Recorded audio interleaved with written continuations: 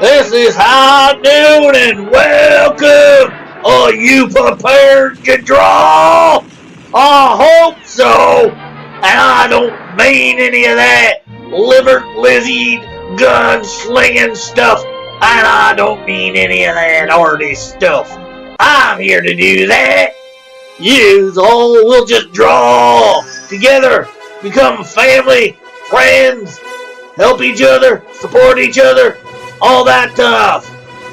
This is a place to have a good old time, friends and frolic, and all that stuff. Okay? This is it.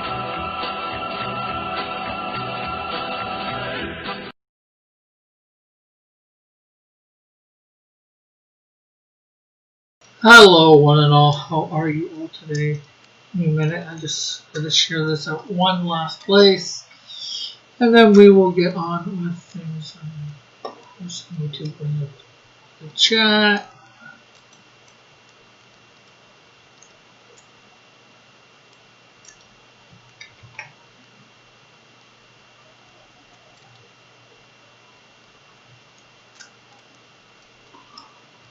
Okay, so there we go. Bring up the chat.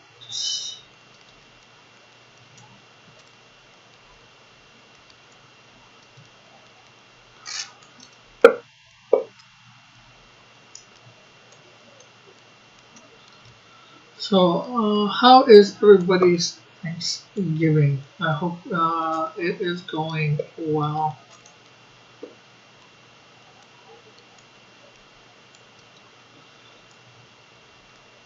Well.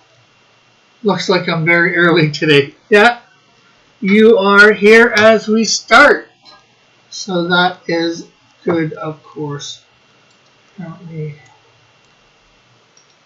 take that away.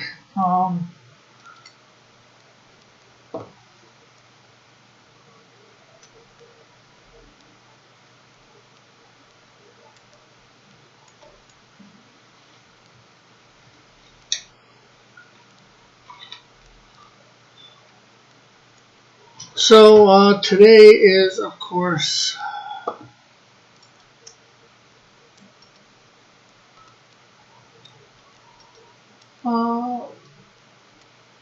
Bible Story Day.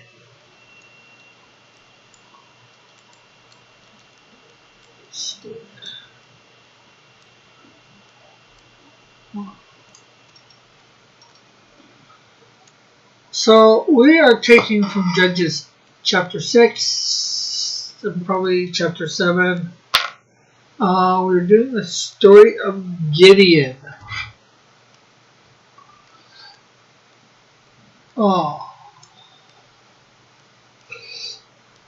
And I think I just answered that, so what's today's story, John? So, yeah, the Israelites. This is in the time of the Judges. I'm spelling Israelites wrong. So, they were doing evil in the eyes of the Lord. So, that could mean a lot of things. Why don't you explain the story? What do you mean explain the story exactly? So, yeah, they were doing evil in the eyes of the Lord. That could mean murder,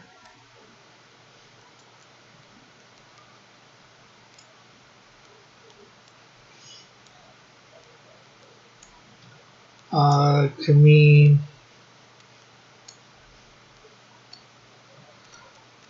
stealing,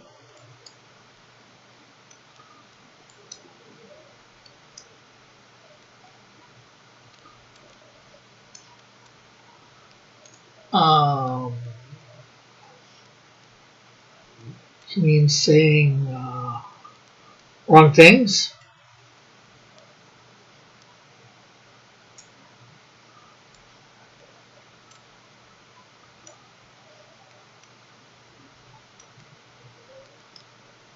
there's lots of things that we can do to do evil in the sight of God.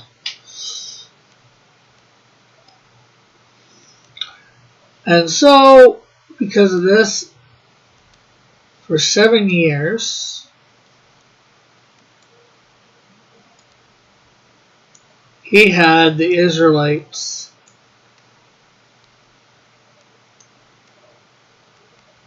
put into the hands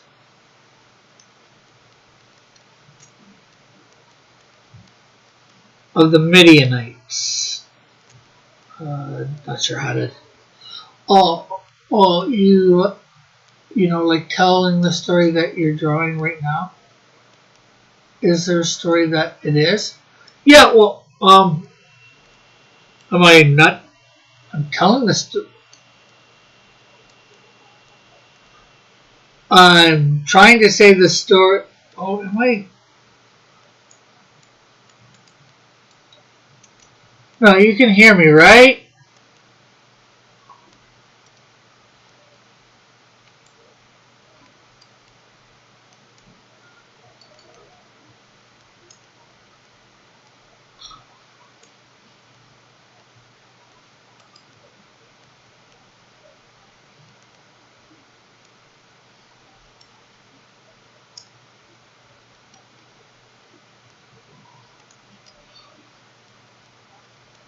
So I'm giving some background information here, you know.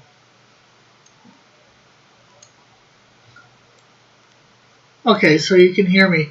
Yeah, so like I said, the Israelites were doing evil in the eyes of the Lord.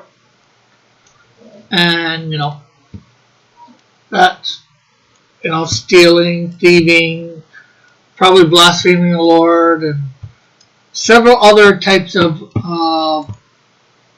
evils, you know, probably some sexual sins and all that. So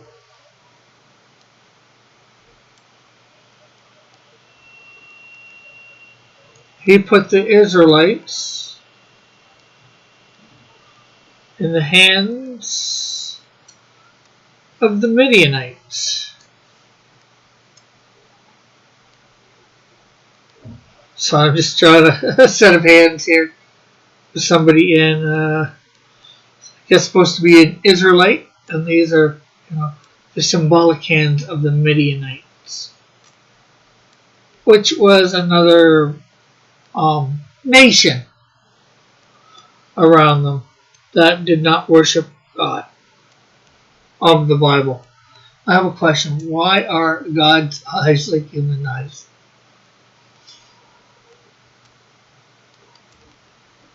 Well, they're probably not in reality.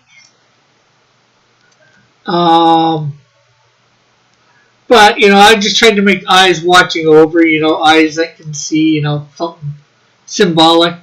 But then again, we are made in the image of God, so maybe we have similar eyes to Him.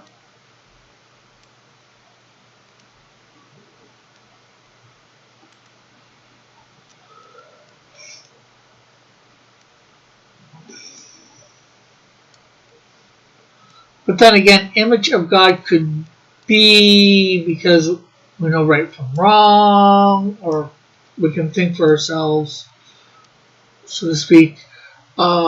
Image of God could probably even mean just, you know, His design. Doesn't mean we actually look like Him necessarily.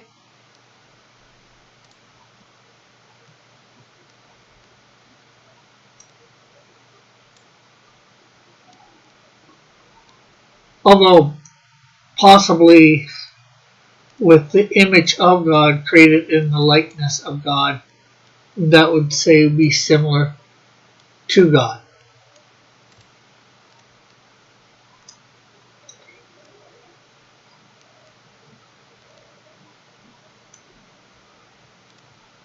And so, you know, yeah,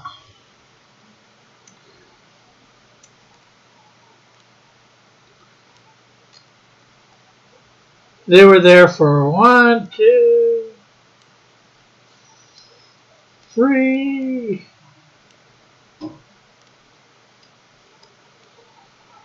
4, 5, 6, 7 years. And there's another time 7 appears in the Bible. God uses number 7 a lot in the Bible. But the Midianite, God probably looks like whatever people that meet him think he looks like. Yeah.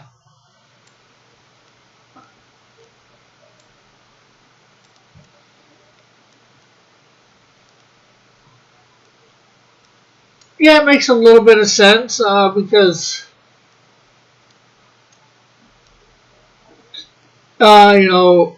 especially beforehand, although I don't think God would appear well, technically, I was going to say he wouldn't appear as an animal, but he's talked through animals, so he's not appearing to the animals. He's just talking through. But if he showed them an image, which I think the closest thing you get maybe is Paul, or or the fiery furnace with Shadrach, Meshach, and Abednego. And the other time, 2 other times when Jacob wrestled with God, and there was another time that I'm thinking of that I can't remember offhand.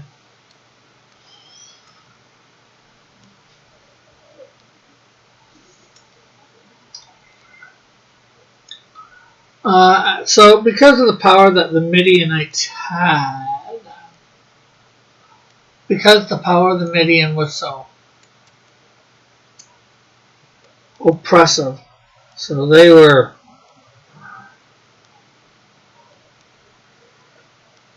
these Midianites were a nasty bunch apparently.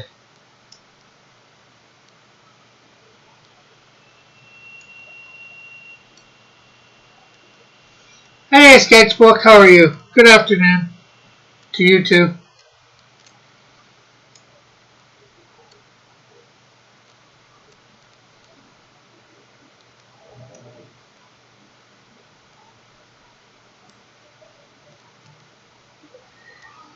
Yeah, so the Midianites were oppressive. I'm not sure how to really show oppressive. Maybe some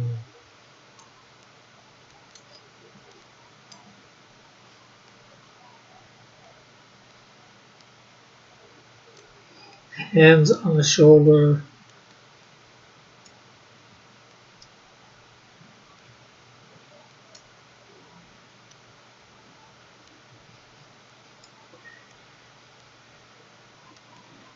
Sort of pressing down. I'm not sure how to show that.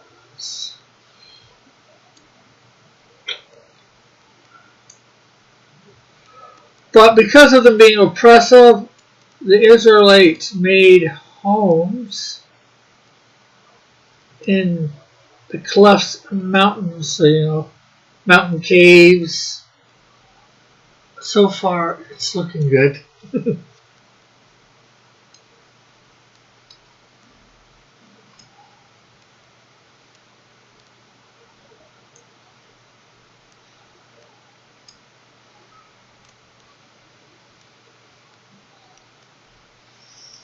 Thank you, Tom.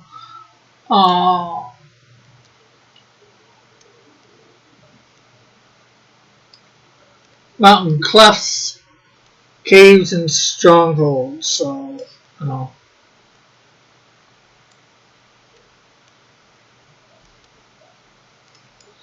don't know what a mountain stronghold would look like. Maybe Lord of the Rings has a couple of those.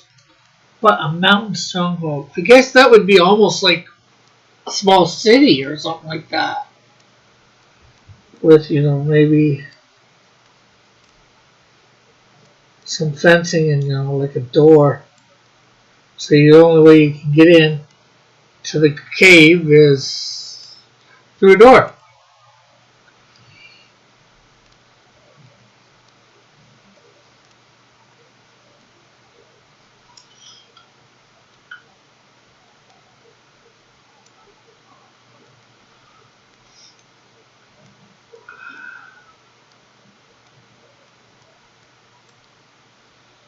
And whenever the Israelites planted, some crops,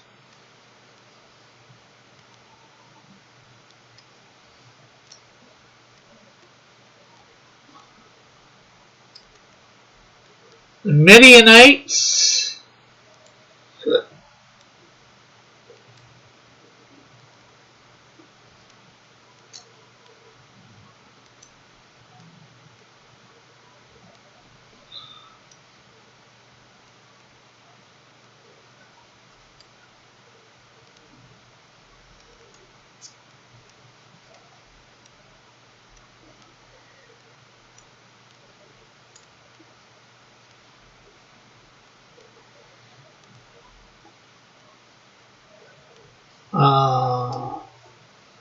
and also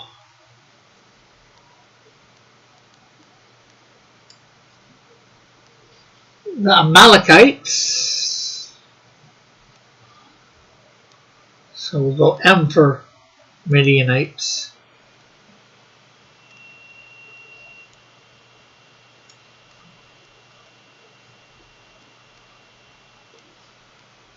We'll go A for Amalekites. And we'll give the sword here for the Amalekites. We'll do it in the left hand instead of the right hand, whichever.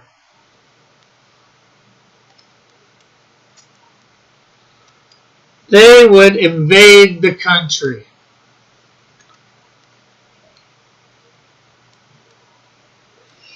And there were some other nations as well, just as other Eastern people invade the country. And they camped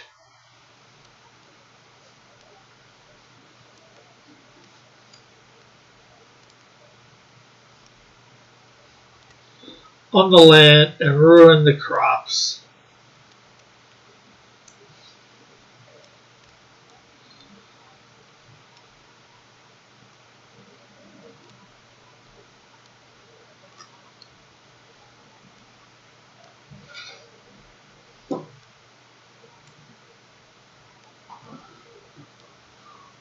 And this was done all the way to Gaza.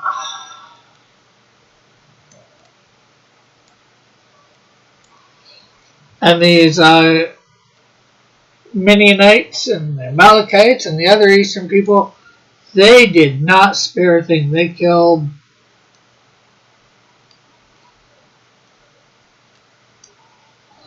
the sheep.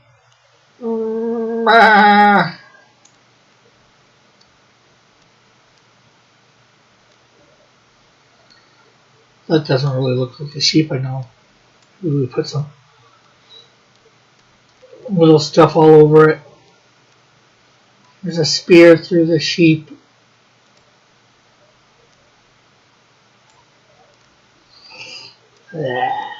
Blood coming out. It's one dead sheep. And also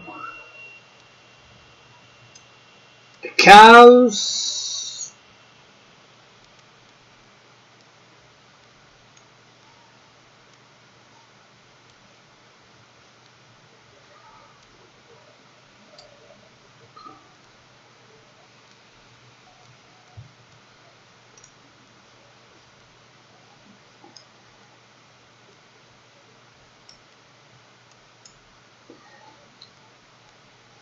Took out the cows.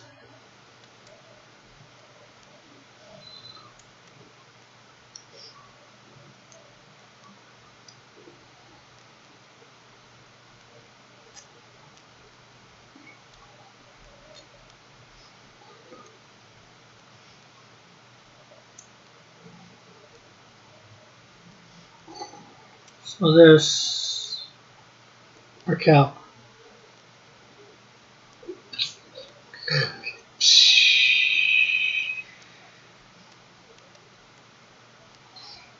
The cow's going to be dead too.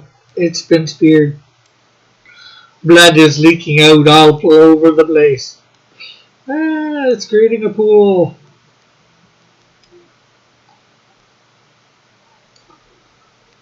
It's going everywhere. And of course, they killed Shrek's friend. That's not even right. They killed Shrek's best friend. Okay, maybe not his best friend. Donkey!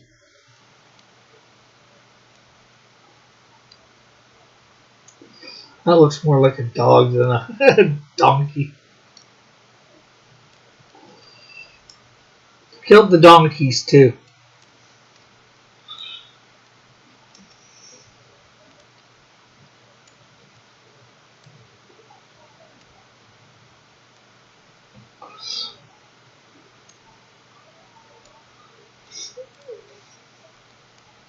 And then they came up with their livestock, their tents, and a swarm of locusts.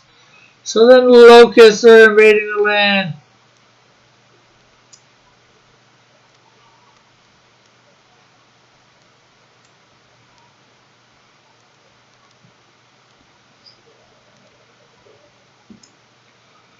Swarm of them. So we got lots and lots of locusts.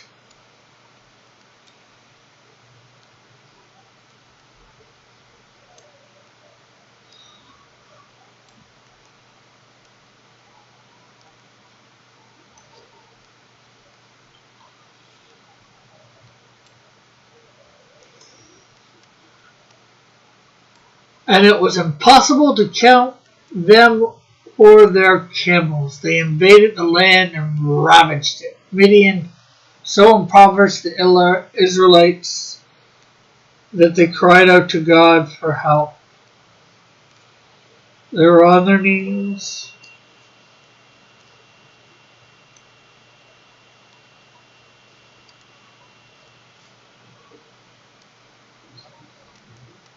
Looking up to God.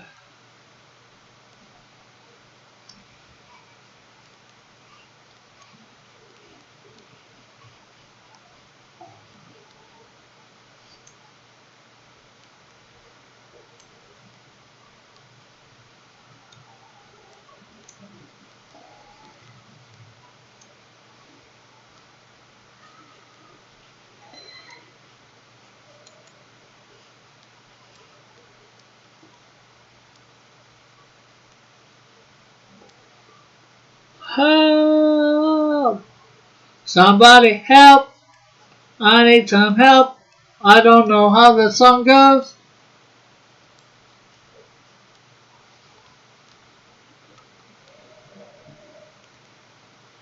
By the Beatles' help.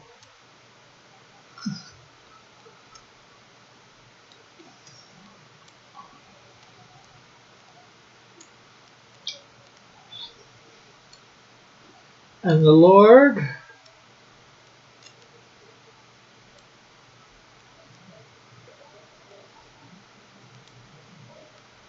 heard their cry.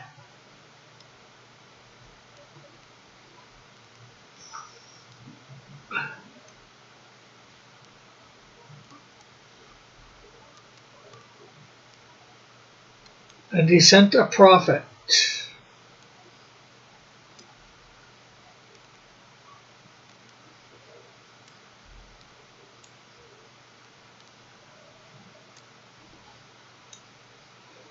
to them.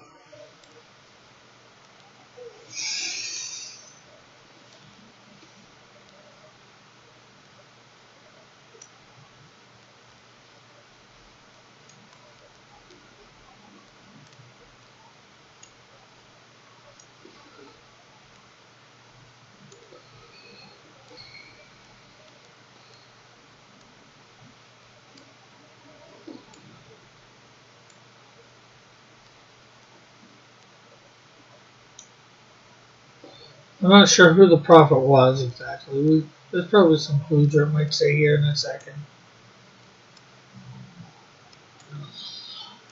And he said to them, "This is what the Lord, the God of Israel, says. I brought you out of Egypt, out of a land of slavery. I rescued you from the hand of the Egyptians. I delivered you from the hand of all your oppressors.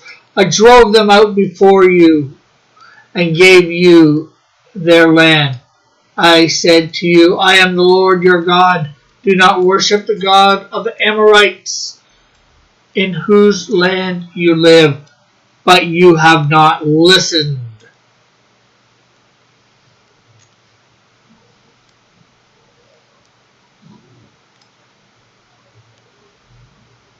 No, they have not listened at all.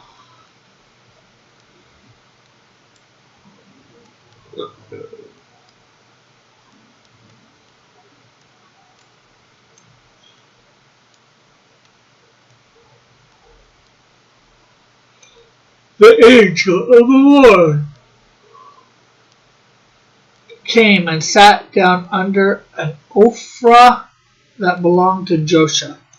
So we have the angel of the Lord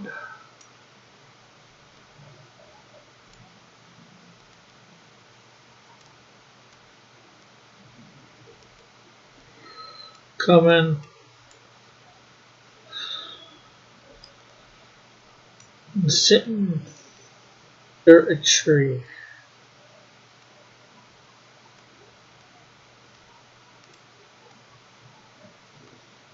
I'm presuming an ophrah is a tree. Anybody know?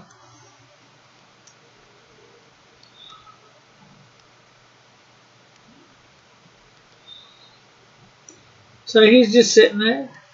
He's biding his time. He's waiting. But who is he waiting for?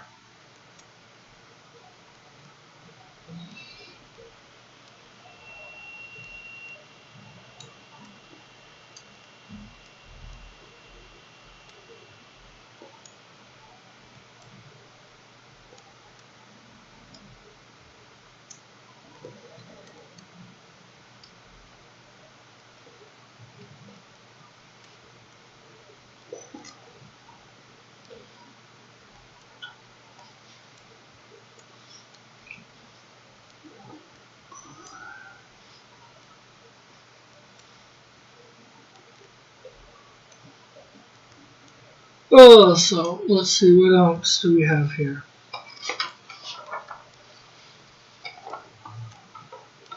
And there was a guy named Gideon there. He was on the threshing wheat floor. So I don't know how one threshes wheat. I think you grab a pile of wheat. You have it in your hands. And you smack it on some rocks, I think.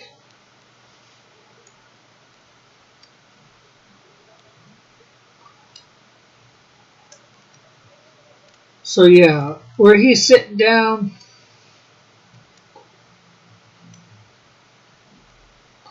this angel, this is where Gideon is.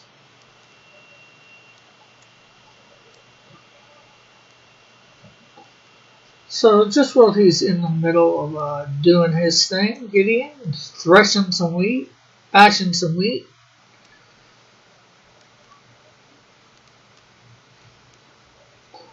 getting it ready for people.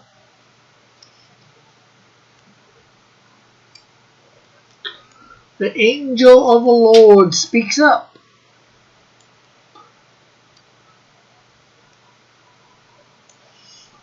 Or maybe he got up and he was like, where's Gideon?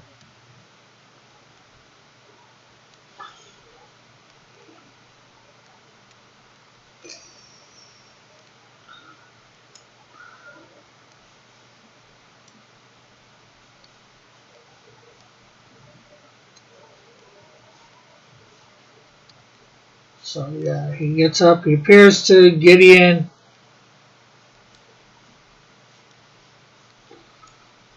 And he says, the Lord is with you, mighty warrior.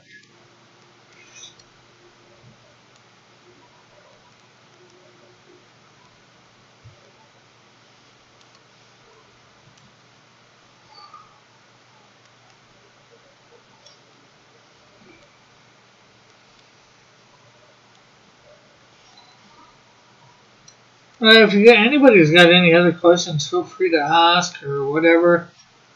Anything they want to talk about, I'll do my best. And Gideon's like,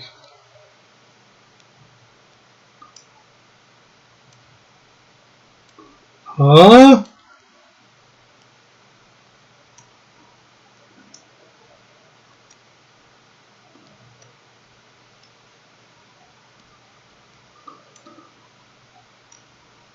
Pardon me? What the? Pardon me, my lord? What if you say the Lord is with us? Why has this all happened to us? Where are all the wonders that our ancestors told us about? When they said, did not the Lord bring us out of Egypt? But now the Lord has abandoned us and given us to the hands of Midian.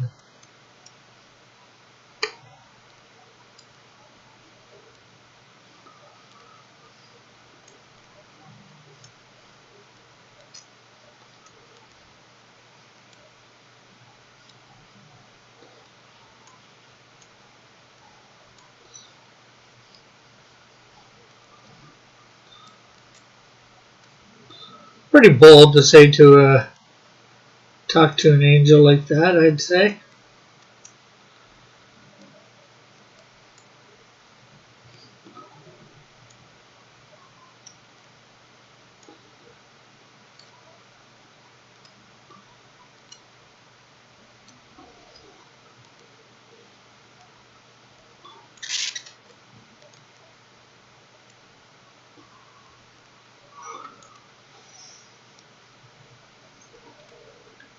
The Lord turned to him and said,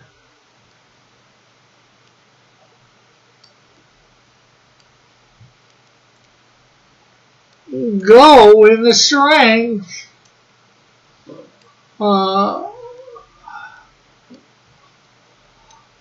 in strength you have, and save Israel out of the hand of Midian's hand.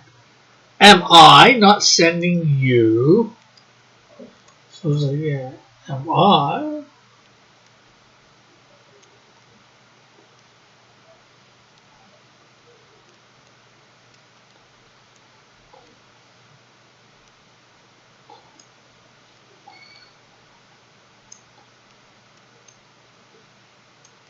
Okay, this might not be who I think it is sending him off.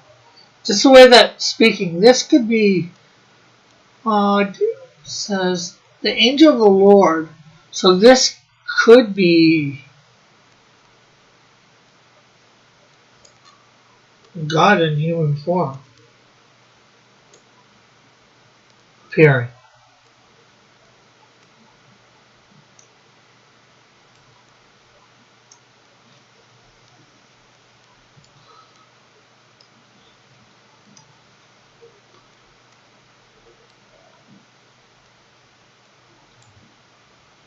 Uh, and then he's still like,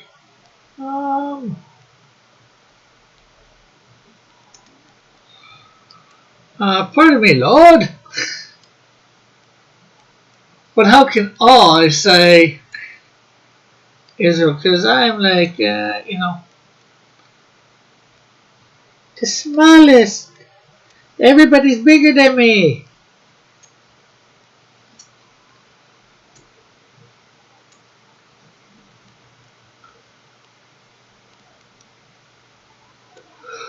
My clan is the weakest. And then I'm the weakest among them. The least in the family. Do you feel like you're the weakest person in your family sometimes? Well, maybe God can use you.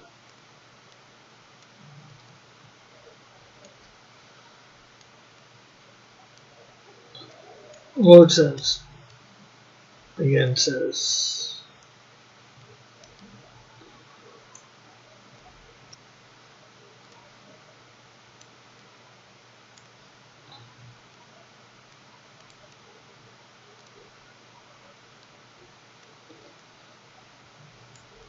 I will be with you.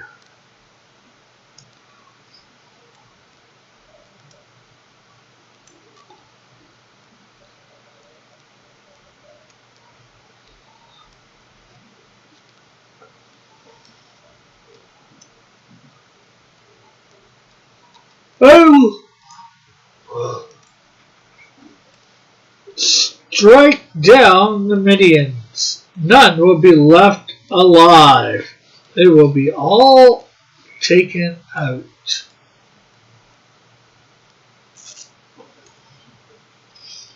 Gideon says, if I have found favor in your eyes, give me a sign that is really you talking to me. Please do not go away until I come back and bring an offering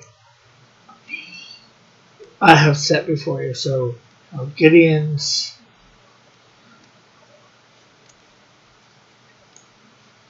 he's quickly off to get the offering.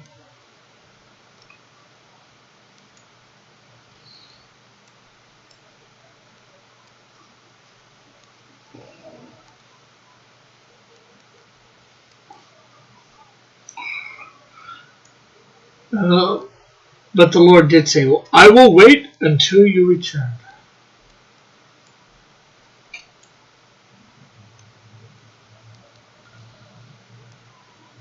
So Gideon went inside,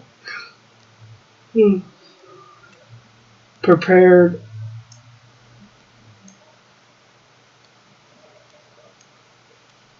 the young goat.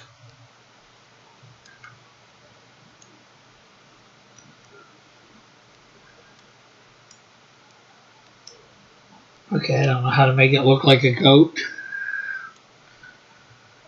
Maybe I could give it a goat tea.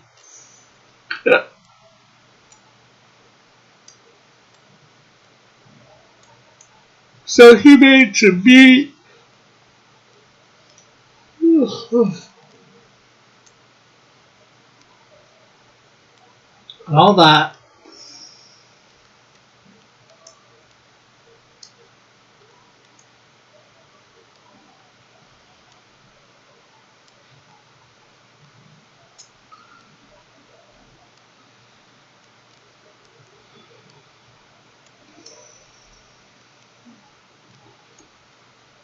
And he made a meal. So this probably took a couple hours too. So, like the angel's sitting out there twiddling his thumbs for a couple hours. Or more. Because he's killed the goat, gotta prepare the goat, gotta cook the goat.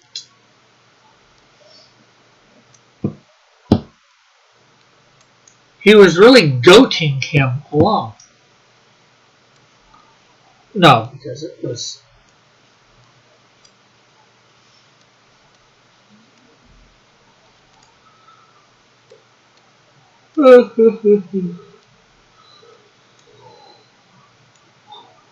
So they sat down.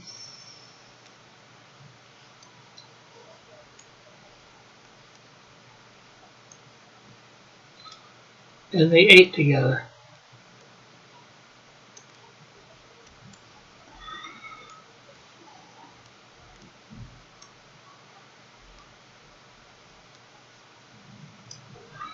Oh, goody. Womp womp. Hey, marsupial.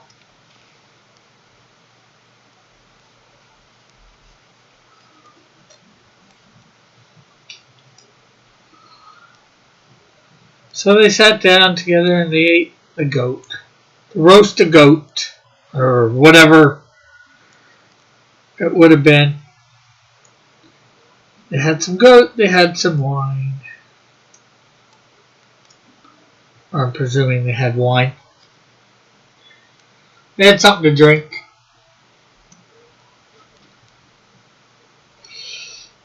And he did a second one as a burnt offering.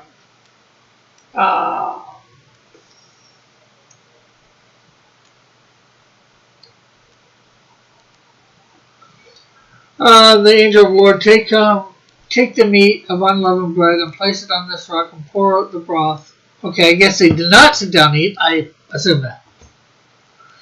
Then the angel of the Lord touched the meat and the unleavened bread with the tip of his staff.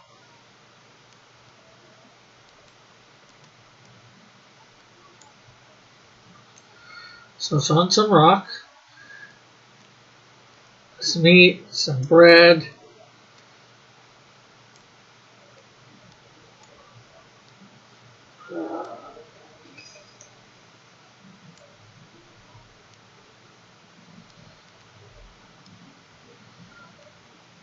Touches it with his staff.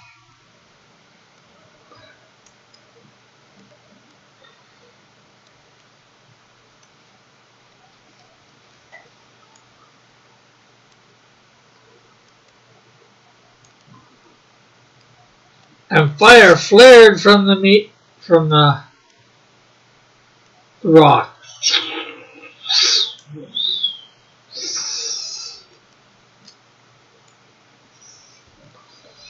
Consuming the meat and bread. So I'm trying to put ashes, but there's probably not even ashes left.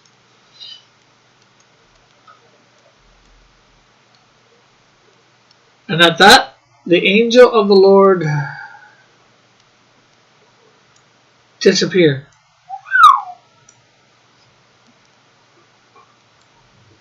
So, and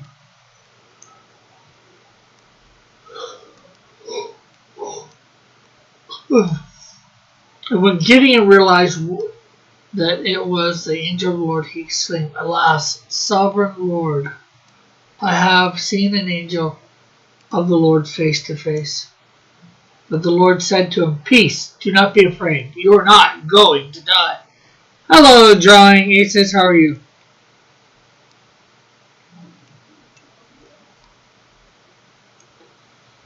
So, yeah.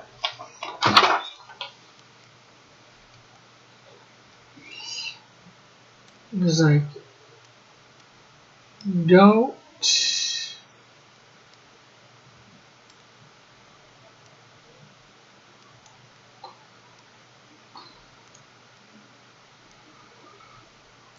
be afraid.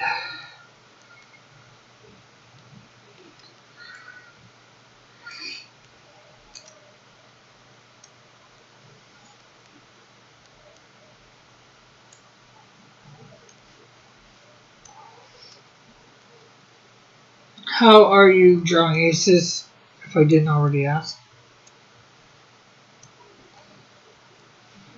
Oh, my fan.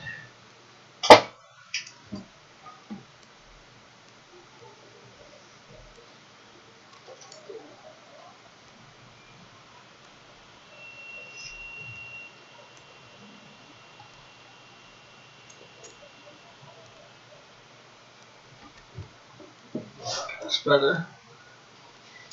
Okay, so don't be afraid.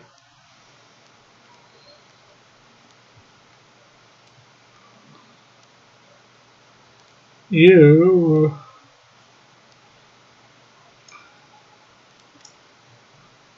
are not gonna die.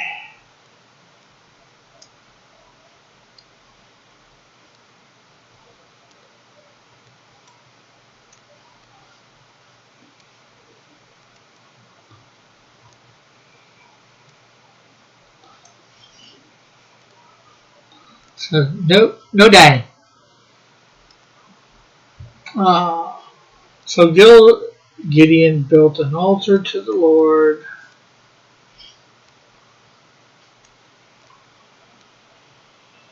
and called it Lord is peace.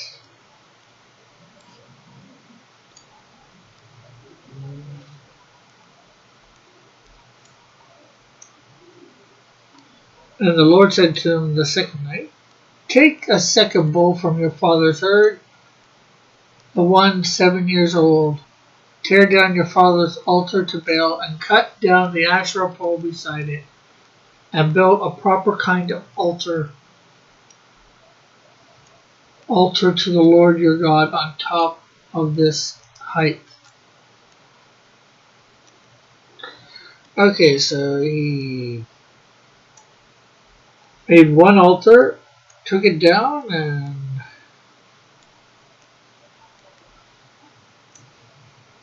there was a bunch of rubble. And not Barney rubble. And then he made another altar on top of that. And he's told to use the Asherah poles to burn the bull.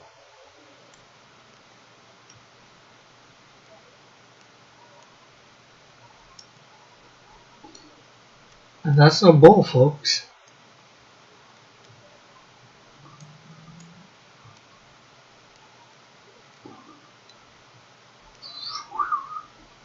So everything's getting heated up here.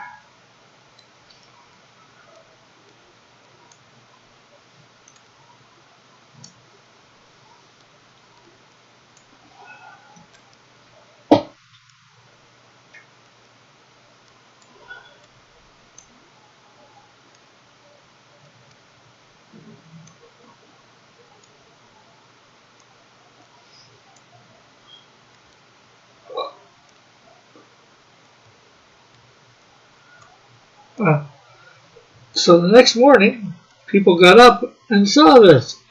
They're like, what the? Oh my goodness! They were godsmacked!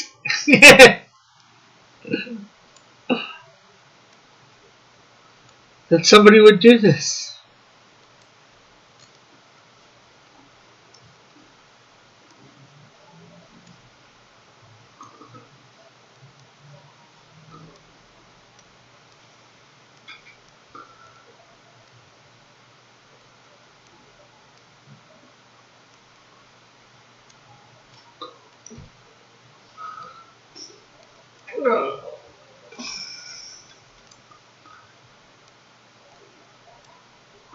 And then they investigated. Boom, boom, boom, boom, boom.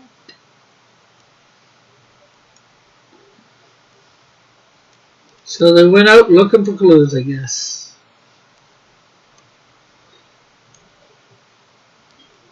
But they didn't hire the detective squad.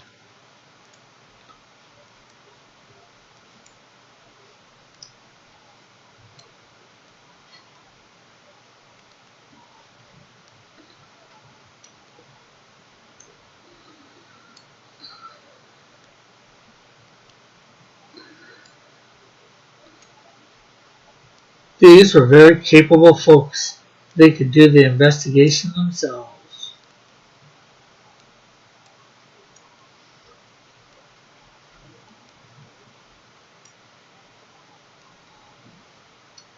And lo and behold, they found out, hey, Gideon did it.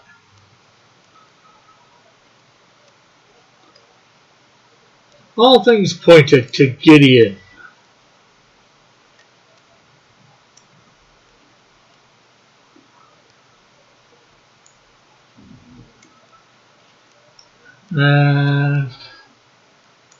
The townspeople demanded that Joseph bring out your son. He must die because he has broken Baal's altar and cut down the Asherah pole beside it.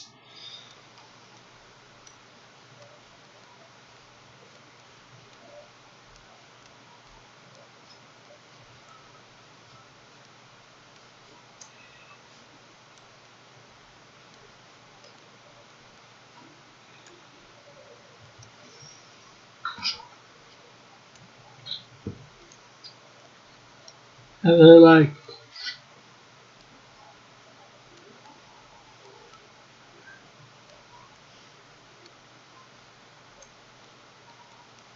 kill him!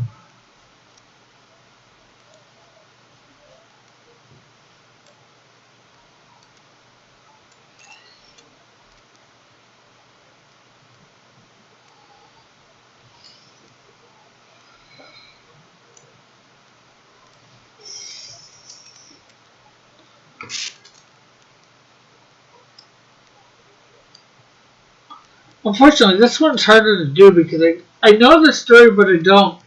I don't remember most of this stuff happening. But that's alright.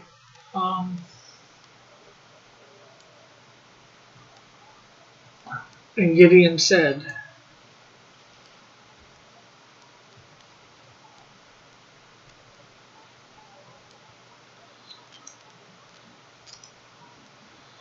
defended himself, if you will.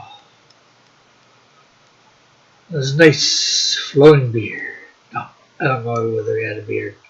I'm just assuming that, most of those guys, they had the beards.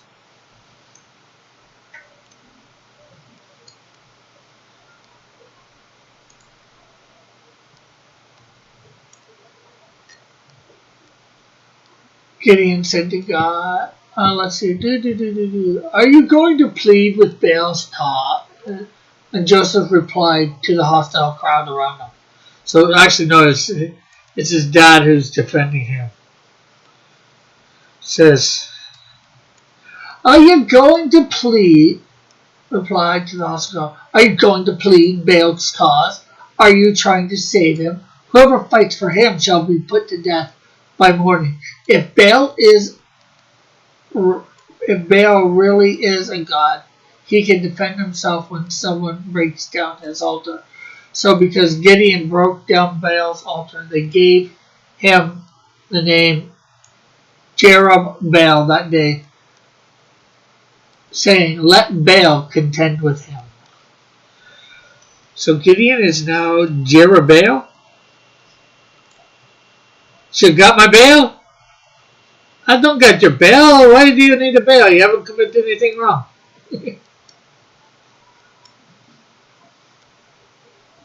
Jerubbaal.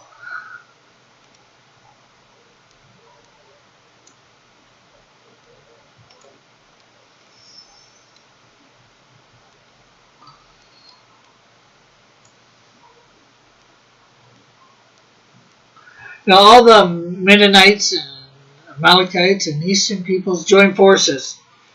So these guys all joined forces.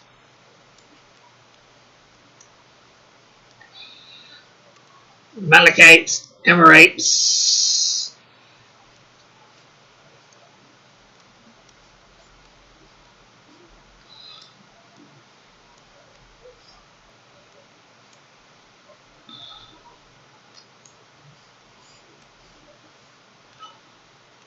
They joined forces. They got the weapons of their warfare.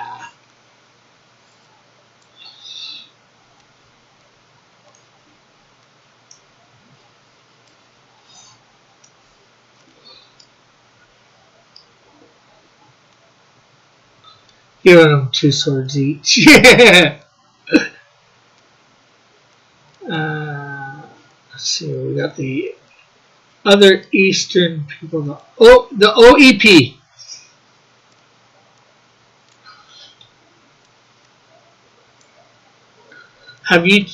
Can you take on the OEP?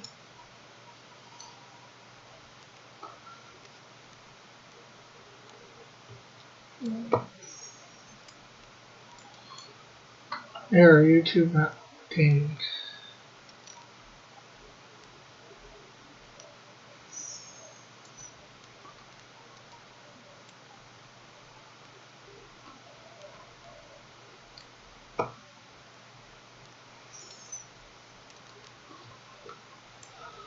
Oh.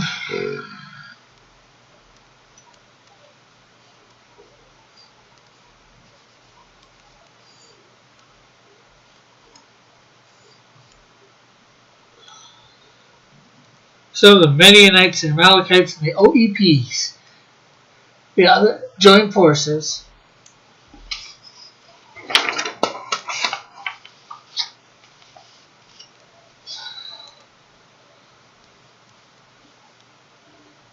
And they crossed the Jordan. I guess they would have had to do it in boats. So we have a bunch of boats crossing the Sea of Jordan. Jordan River.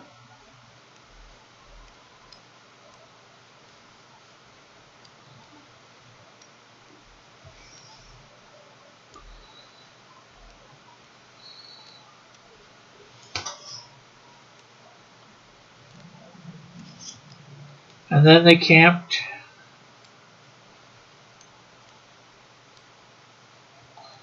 in the valley of Jezreel.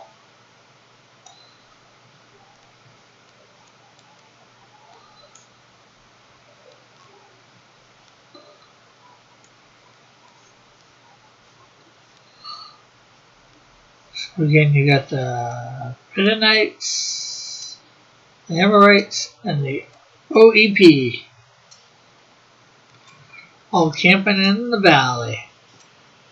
Down in the valley, da da da da da.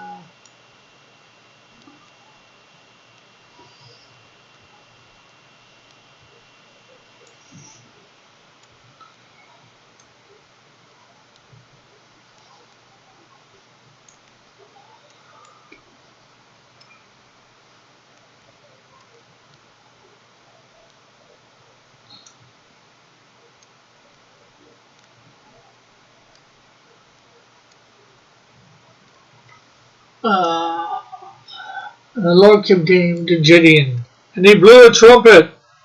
Blow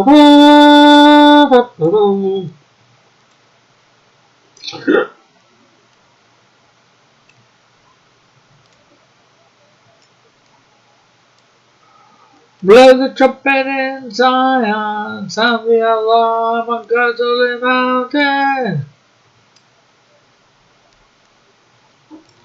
So yeah, Gideon's blowing the trumpet.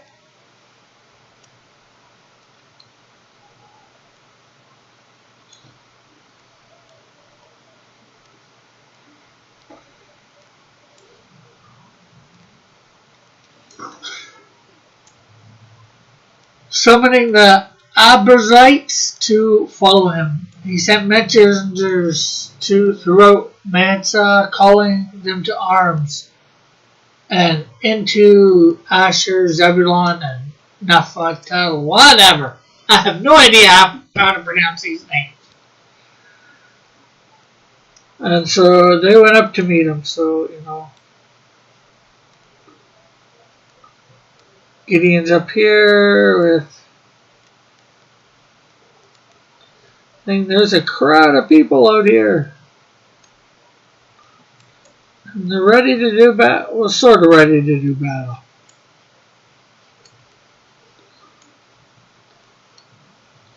So yeah, there's got a lot of people out here.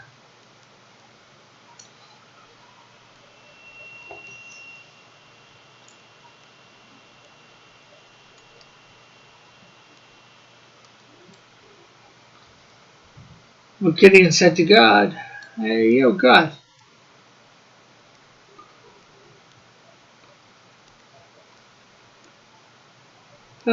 if this is really you, see this fleece here?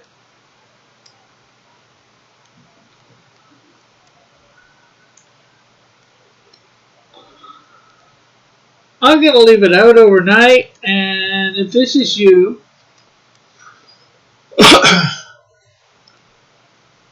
I'm going to leave it out on the flushing floor. And if this is of you, there is to be dew only on the fleece, and the ground is to be dry."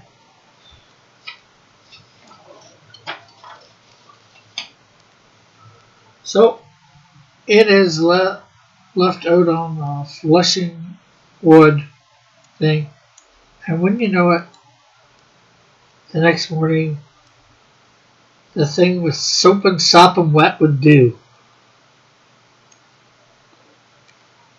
But the ground around it was all dry.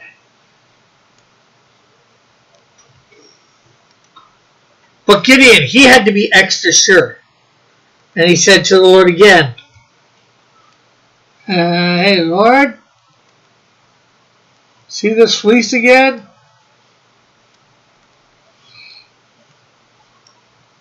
Let's see whether this is, I want to make sure this is doubly sure of you. This don't war thing." And he said, "This time, let the fleece be dry and the floor wet with dew."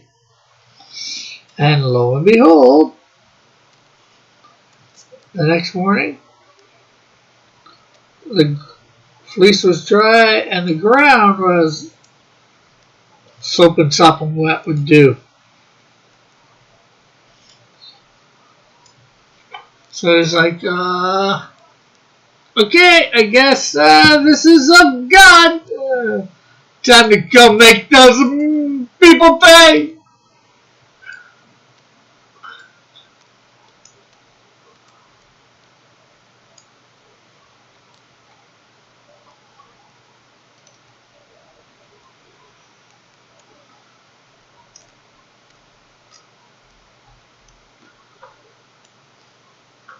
So, at this, Gideon and his army go and they camp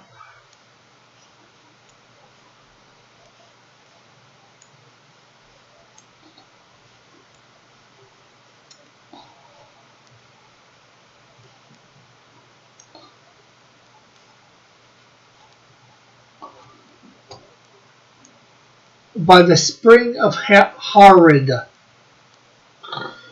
So I guess they've got a camp. They've got a bunch of, they're all camped out by the spring of Harod. I'm not sure what that spring looks like there. Yeah, there's the spring. Well, some water. And God says to Gideon, hey, you have a wreck. I'm glad to see no airbrush tools. Yeah, well, technically I do have an airbrush, physical airbrush, but I've never used it.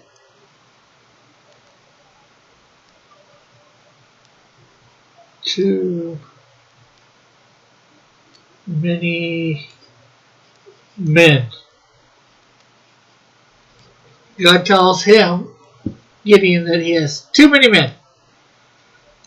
And Gideon's like, what?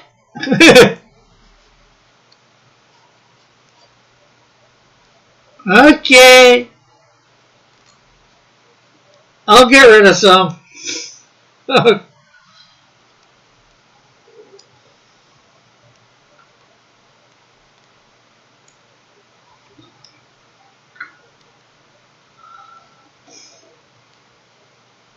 So he goes to the men. Gideon says, hey,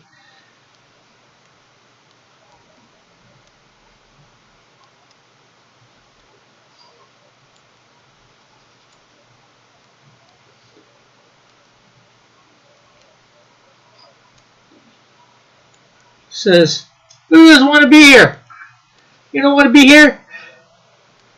Go home. So you suddenly see a rush of people leaving. They're like, yeah, time to get out of here. I don't want to get killed.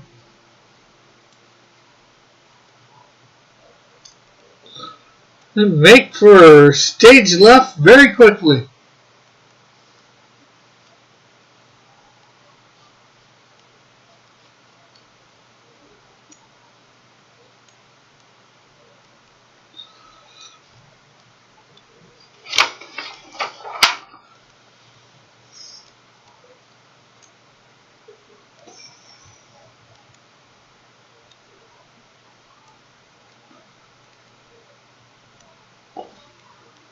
And then God says, hey, yo,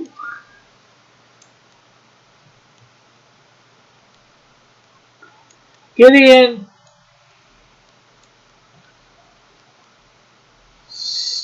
still too many.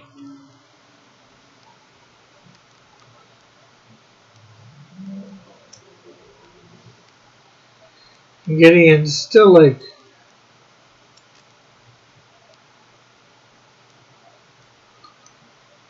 what?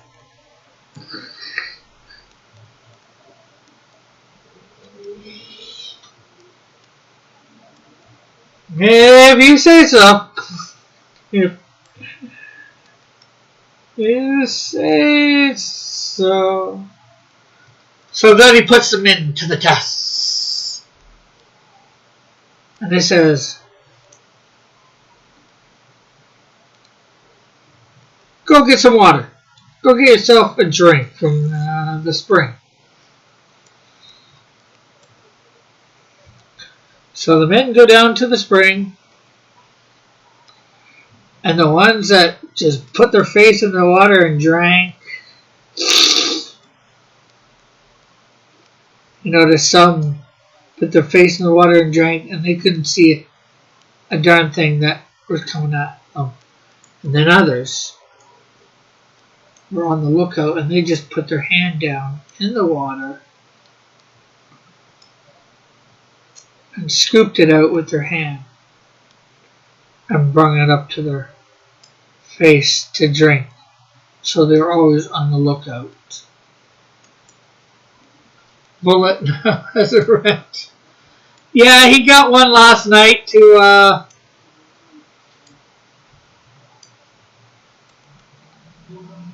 put his links in the chat.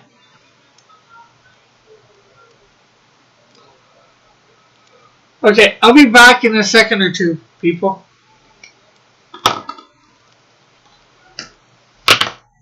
I want to go grab something to drink. Or hopefully.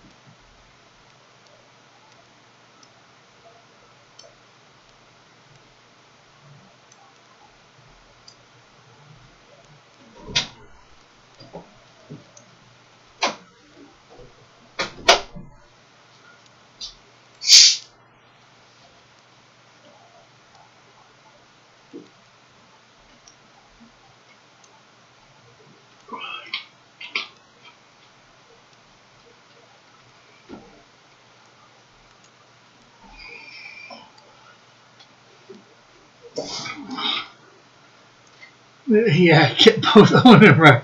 I'm king now. I don't think you're king. You might be prince. Or a prince. So all the people, all the guys that just, put their head in basically in the water and drank, he said, you guys can go home.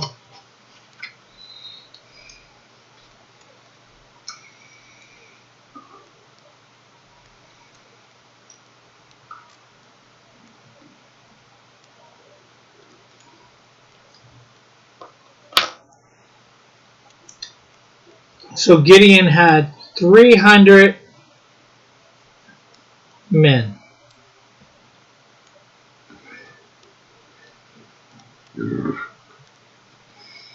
At least on this channel, Bullet, I should say. On your channel, of course, you are king of princes, princes.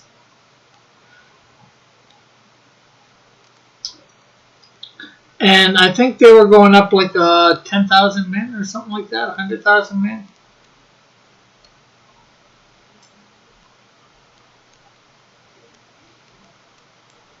Rick, don't forget about the radio showdown. I think I haven't done anything more of on that. I could finish it off easy enough. So I'm not sure what I'm doing with that.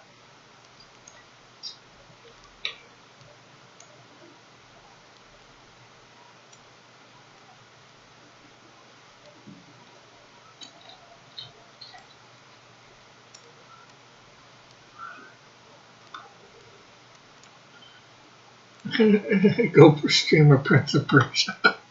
Game bullet.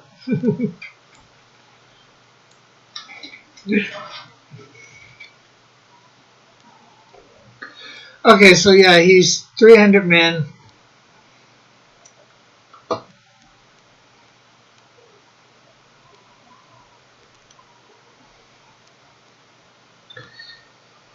Then he tells them to go down into the valley where these other guys are.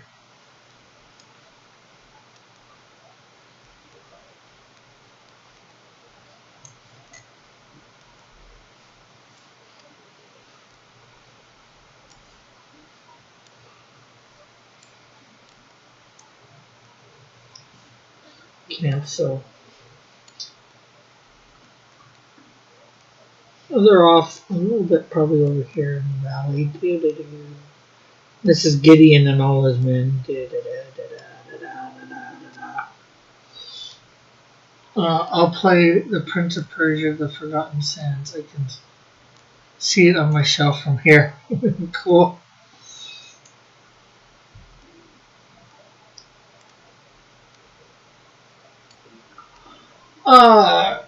Go down against the camp because I'm going to give it to you. If you are afraid to attack, go down to the camp with your servant Purah. Listen to what they are saying. Afterwards, you will be encouraged to attack the camp. So he and Purah, his servant, went down to the camp. Okay. Him and his servant are there. And they're listening. And the Midianites and the Amalekites and all the other eastern things. So, yeah, like I said, we got the Midianites, we got the Amalekites, and we got the OEP, the other eastern people.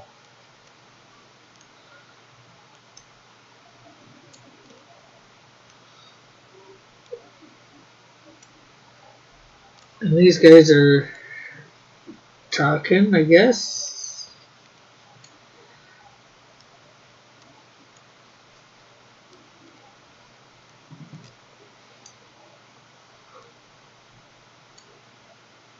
And they're thick as locusts. Their camels could no more be counted than the sands of the seashore.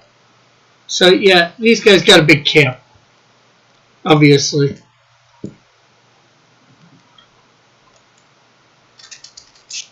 And Gideon arrived just as a man was telling his friend, yeah, hey, I had a dream saying, he was saying, a round loaf of barley bread came tumbling into the Midian camp. It struck the tents with such force that they overturned and collapsed. His friend responded, This can be nothing other than the sword of Gideon, son of Joshua, the Israelite. God has given the Midianites the whole camp.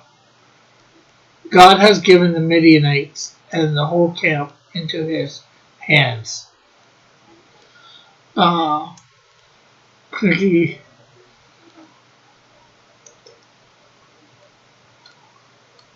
when Gideon heard the dream and its interpretation, he bowed down and worshipped. He returned to the camp of Israel and called out. He says, Get up!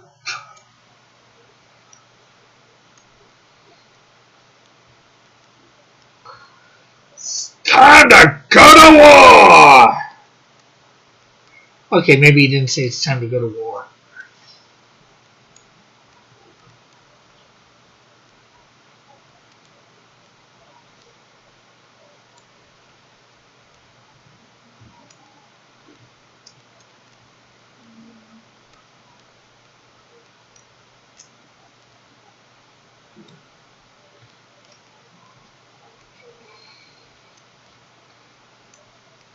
Get up!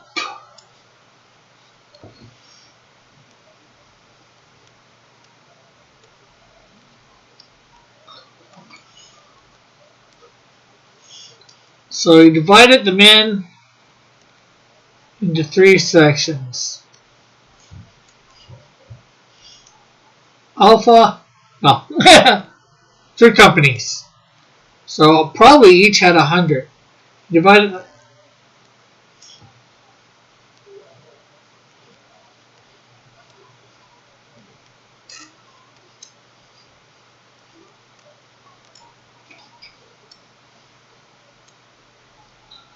At least I think it was good. I need to rewatch it. What, the movie? The Prince of Persia movie? No, it wasn't that good. Yes. Eagle?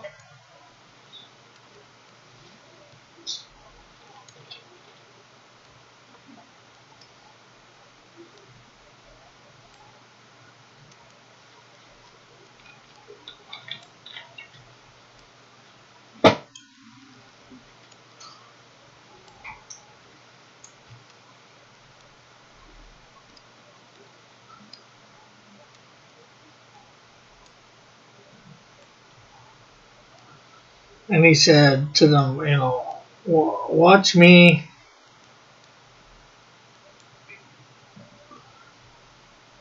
and do exactly as I do. When I and all who are with me blow our trumpets from around the camp, blow yours and shout, for the Lord and for Gideon. And Gideon and 100 men reached the edge of camp, and they blew at the beginning of the middle watch. They charged the ground. They blew the trumpets and broke jars that were in their hand. So they had jars in their hand, and they broke them. Boom!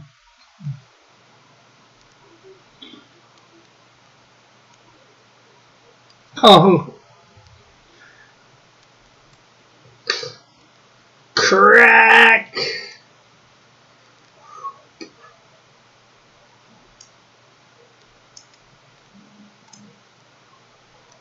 It had Jake's whatever in it. Okay, well that doesn't mean a thing. It just didn't seem like Prince of Persia movie to me.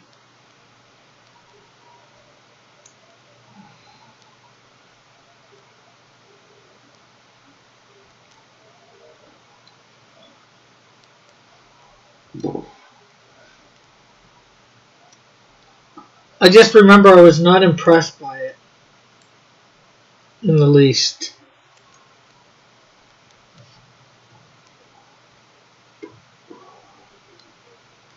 Smash jars. Guess they could have tossed them on the ground. They broke.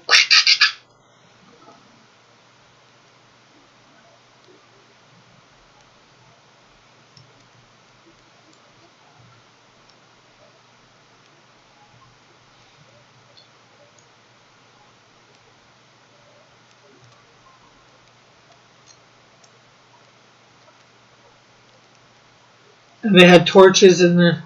So, they got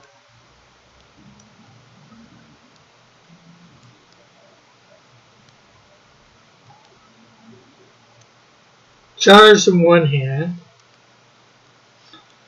torches in the other.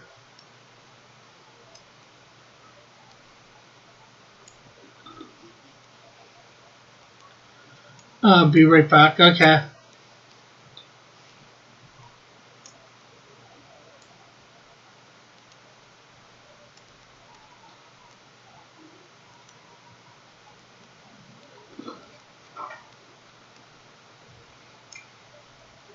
Well, in their left hands, actually, and holding it in their rights. Man, I don't know how they did this. They blew trumpets, too. So I guess they had the jar under their thing. And then they had the trumpet in their other hand. I'm not sure how it worked. Having a jar. Maybe they had Maybe I think something about the torches were in the jars.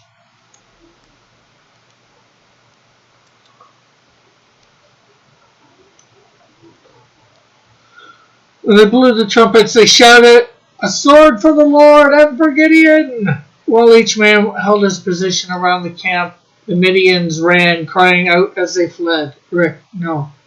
I've never beat Castlevania for Nintendo 64. Should I waste time and beat it? I don't know.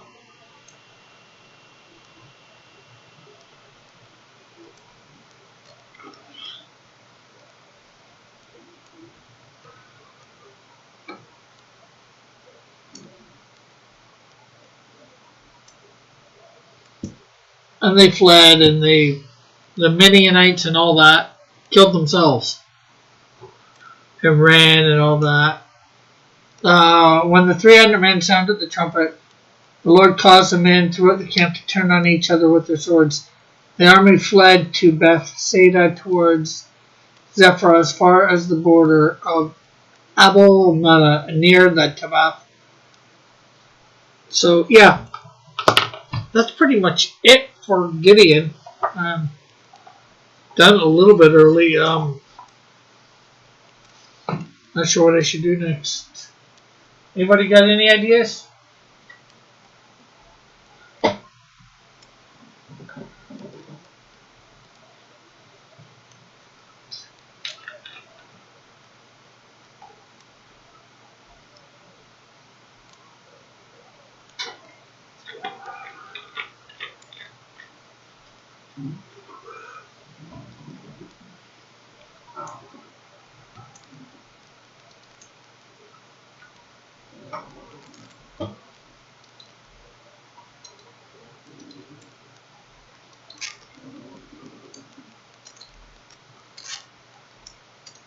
Oh yeah, everybody out there, happy Thanksgiving too.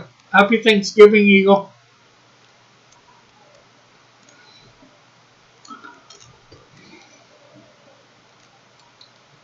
Rick, I just learned there is 2 games for the Nintendo 64. I think there's more than 2 games for the Nintendo 64.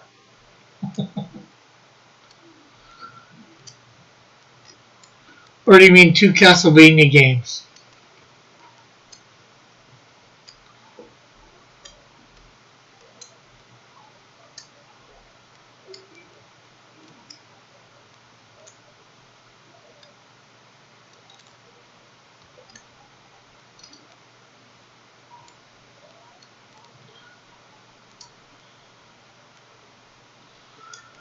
Okay, yeah, I think I'm going to finish off last night's.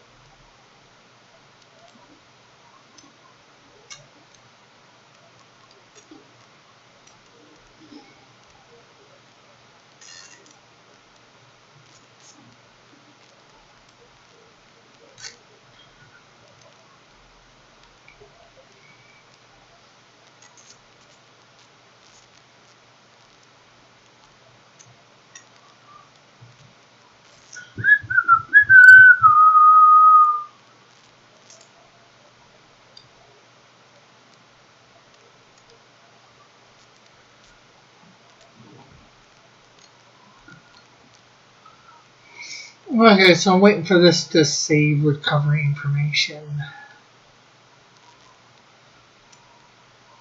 I might end a bit early today, actually. I know it's American Thanksgiving, so probably not a lot of people are going to be here. I'm going to be lucky if there's a lot of people here tonight.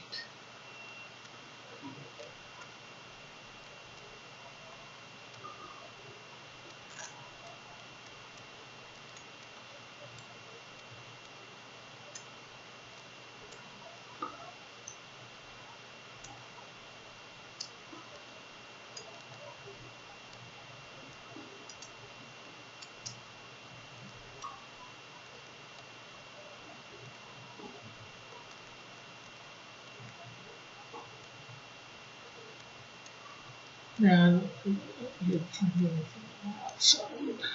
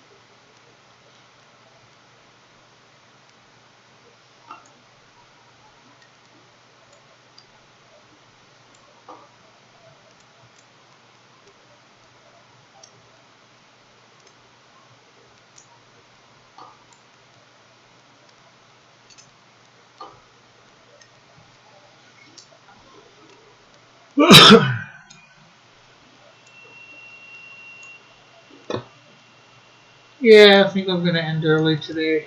Thanks for everybody coming out, talking and all that in the chat. Remember to that we have